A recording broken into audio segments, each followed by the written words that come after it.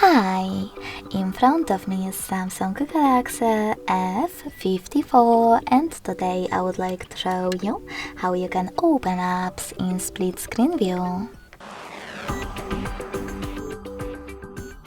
Begin by tapping on one of your apps that you wish to use in this view and accessing it in the background. In order to do that with tricky navigation, use this button with 3 lines.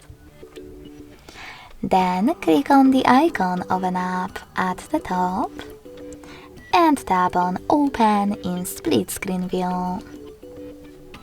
Lastly, just tap on the second app.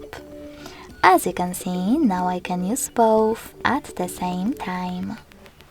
If you wish to go back from this mode, drag one of your apps all the way up or all the way down and tap on Home button.